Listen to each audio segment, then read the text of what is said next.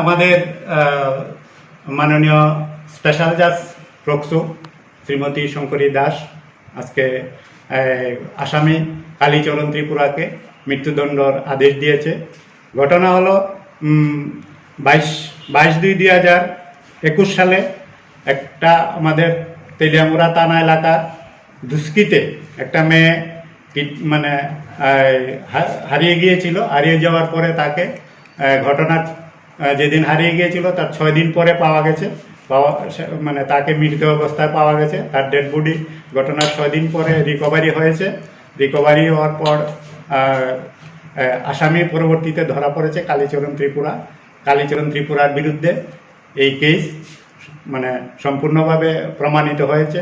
Total 35 জন মানে prosecution উইটনেসে 35 সাক্ষী দিয়েছে এবং তার বিরুদ্ধে সেই কেস প্রমাণ হয়েছে। এবং this case is the rarest of the rare case and victim girl I think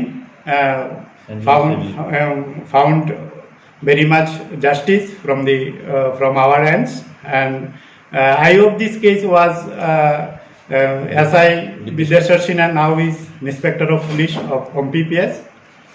We are very glad to try to give justice of the family of the victim girl. So this is the message of the society and also the criminals to in future they will if anything is done in this regard there will be also punished like that if there is done so. আচ্ছা, খোয়াই ডিস্ট্রিক্টে এরকম মৃত্যুদণ্ড আর হয়েছে কিনা? আমাদের জানা মতে আমরা যতটুকু জানি প্রথম খোয়াই ডিস্ট্রিক্টেই প্রথম এই ধরনের মৃত্যুদণ্ড হয়েছে। সেটা কবে এই বিষয়টা একটু ভেঙে কইলাম।